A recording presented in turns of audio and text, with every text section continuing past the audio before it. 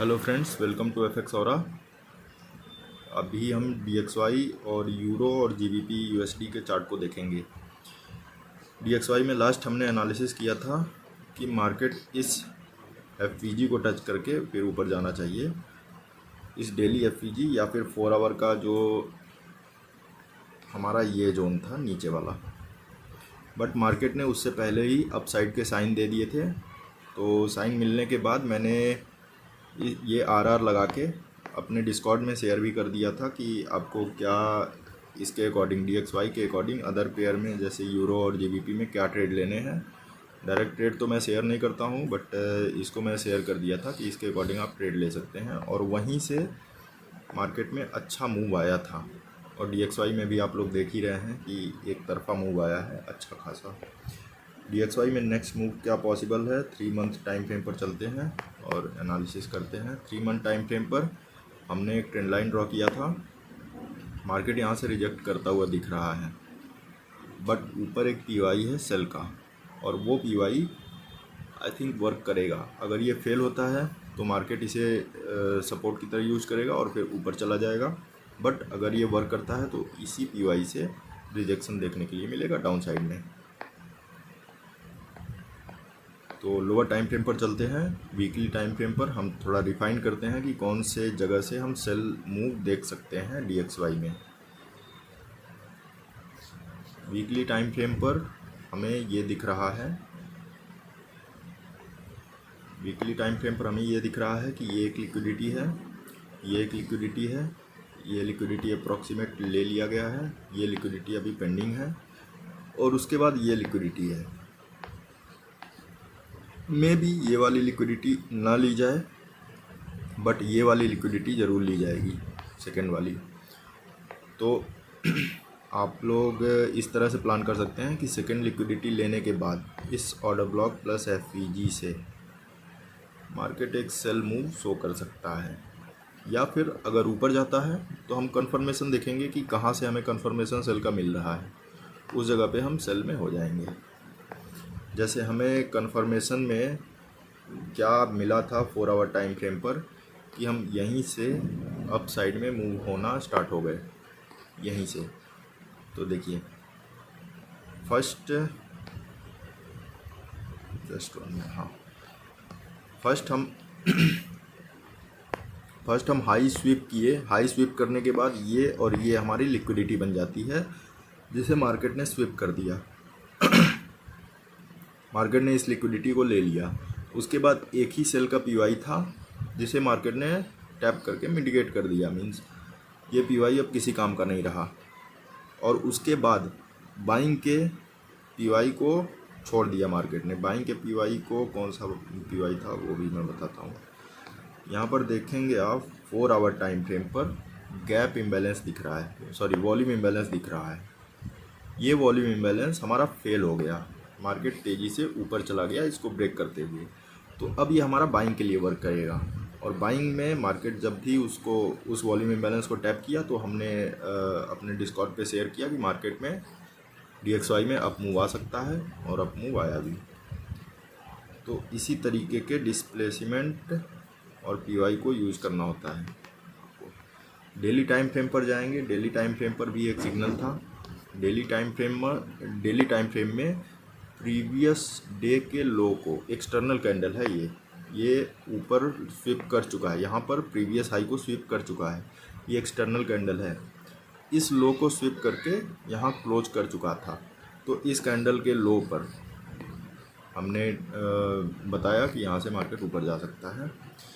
अब इसी के अकॉर्डिंग हम चलते हैं यूरो एंड GBP USD में, देखते हैं उसमें क्या मूव आया इसके अकॉर्डिंग।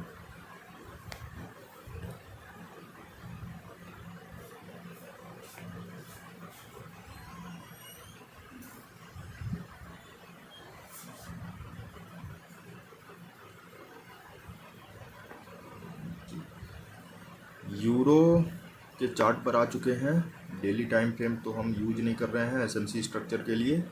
SMC स्ट्रक्चर के लिए हम 4 आवर टाइम फ्रेम को यूज़ कर रहे हैं। 4 आवर टाइम फ्रेम के अकॉर्डिंग हमें यहाँ पर एक वीकली PY मिला जो कि उतना स्ट्रॉन्ग नहीं था, और हमने लास्ट में डिस्कशन ये किया था कि मार्केट यहाँ कहीं से ऊपर जाना चाहिए और इस पीवाई को टैप करना चाहिए, बट मार्केट खुला ही गैप डाउन, खुला ही यहाँ नीचे। जब मार्केट नीचे खुला तो इस लो को ब्रेक कर दिया, और ब्रेक कर दिया तो इस हाई को हम एक लिक्विडिटी की तरह ट्रीट करेंगे, मींस आईडीएम की तरह ट्रीट करेंगे, और वही हुआ।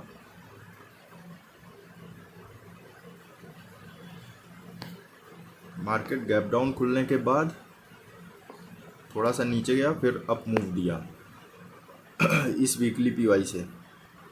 इस वीकली पीवाई के से अप मूव देने के बाद इंटरनल आईडीएम को स्वीप किया, इंटरनल मींस माइनर आईडीएम, और फिर मेजर आईडीएम को स्वीप किया।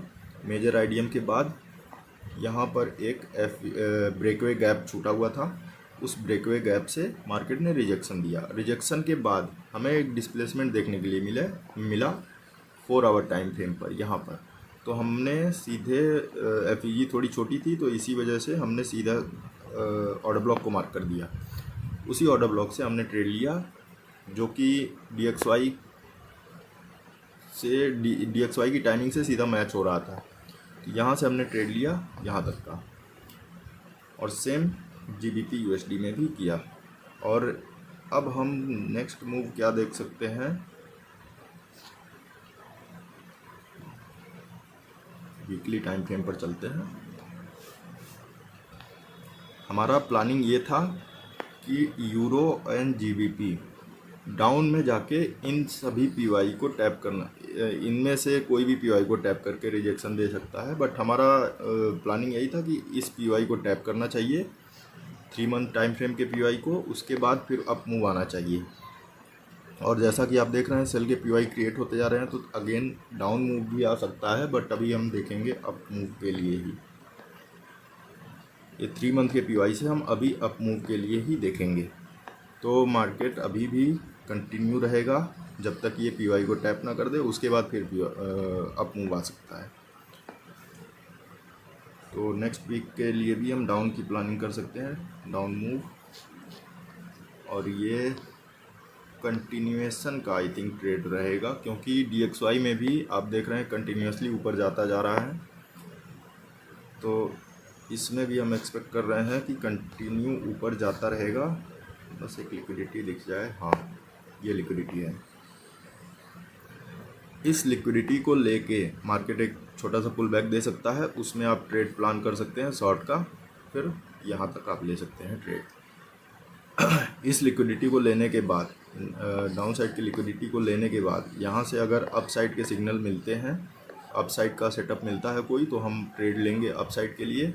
और कोई भी सेल का पीवाई देखेंगे, एक लिक्विडिटी के बाद वाला पीवाई होना चाहिए। लिक्विडिटी के बाद का कोई भी सेल का पीवाई वर्क करेगा, फिर हम वहाँ से डाउन के लिए हो जाएंगे। 4 आवर टाइम फ्रेम पर हम देखते हैं क्या क्या पीवाई फॉर्म हुए हैं अभी, जो कि लिक्विडिटी के साथ में है।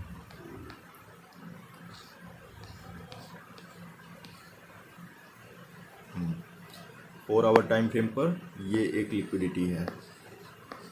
जब मार्केट इस नीचे वाली लिक्विडिटी को स्वीप करके अप मूव देगा, तो ये लिक्विडिटी हम ब्रेक होने का वेट करेंगे। उसके बाद इस ब्रेकवे गैप से या फिर इस ऑर्डर ब्लॉक से हम नेक्स्ट डाउन मूव एक्सपेक्ट करेंगे।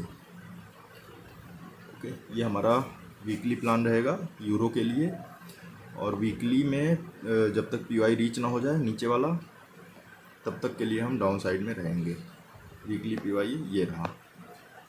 वीकली पीवाई कौन सा है आप लोग देख के मार्क कर सकते हैं। वीकली पीवाई मैं दिखा दे रहा हूँ, जस्ट 1 मिनट। जैसा कि हमने DXY में देखा, वॉल्यूम इम्बैलेंस था, उसे मार्केट ने ब्रेक कर दिया अचानक से, और उसके बाद फिर घूम फिर के मार्केट उस वॉल्यूम इम्बैलेंस पे आएगा, इन्वर्जन वॉल्यूम इम्बैलेंस पे आएगा, तो वो वर्क करेगा अप साइड के लिए। तो इस पीवाई पे हम अप साइड का ट्रेड प्लान करेंगे। ओके, यूरो के लिए हमारा ये प्लानिंग रहा। GBP पे चलते हैं, GBP USD। GBP USD में भी सेम, बट इसमें थोड़ा ज़्यादा दूरी तक का टारगेट मिल सकता है मे बी। तो हम इस लिक्विडिटी को टारगेट करके चल रहे थे। ये लिक्विडिटी हमारा टारगेट था डाउन साइड के लिए, और मार्केट डाउन में ही था। हमने जो भी डिस्कशन किया था डाउन के लिए ही किया था प्रीवियस वीक में। 4 आवर टाइम फ्रेम पर चलते हैं। 4 आवर टाइम फ्रेम पर मैंने बोला था ऊपर से 4 आवर के स्ट्रक्चर बिल्ड करते जाएंगे और जो हमारा हायर हाई पॉइंट होगा मींस यहाँ से यहाँ तक का फिब लगाएंगे तो हमारा ये ऑर्डर ब्लॉक निकल के आ रहा था जो कि परफेक्ट वर्क किया है इसमें। इसी ऑर्डर ब्लॉक से हमें डाउन साइड में ट्रेड मिला है और ये हमारा टारगेट था। नेक्स्ट प्लानिंग क्या हो सकती है, सॉरी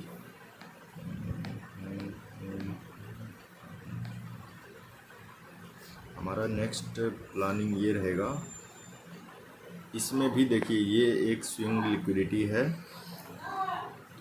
इस लिक्विडिटी को लेने के बाद मार्केट एक अप मूव शो कर सकता है और जैसा कि यूरो में हम प्लान कर रहे थे एक लिक्विडिटी के बाद वाला पीवाई हम चूज करेंगे जहाँ से सेल आ सकता है। तो ये हमारा लिक्विडिटी के बाद वाला पीवाई रहा। यहाँ से अगेन हम डाउन साइड में कंटिन्यू कर सकते हैं। तो अगर नीचे से बाइंग के कोई भी सेटअप दिखाता है तो हम अप मूव को कैप्चर करेंगे। देन यहाँ से कोई भी सेल का सेटअप दिखाता है तो हम डाउन के लिए ट्रेड में रहेंगे और हमारा फाइनल टारगेट ये लिक्विडिटी रहेगा GBP USD में। और ये सारे ट्रेड को मैंने डिस्कॉर्ड पे शेयर भी किया था। मीन्स ट्रेड होने के बाद, ट्रेड चलने से पहले मैं शेयर नहीं कर सकता, वो हम अपने प्रीमियम ग्रुप में शेयर करते हैं। प्रीमियम ग्रुप को आप ज्वाइन करना चाहते हैं तो कर सकते हैं। जैसे प्रॉप फॉर्म पास करने में आपको अगर दिक्कत हो रही हो तो उन सब के लिए बहुत ही अच्छा है प्रीमियम ग्रुप हमारा। इसमें GBP USD में हमने पर्सनली ट्रेड लिया हुआ था। यूरो में तो मैंने पर्सनली ट्रेड नहीं लिया हुआ था, बट GBP USD में हमारा पर्सनली ये ट्रेड था जिसका पूरा का पूरा टारगेट अचीव हुआ।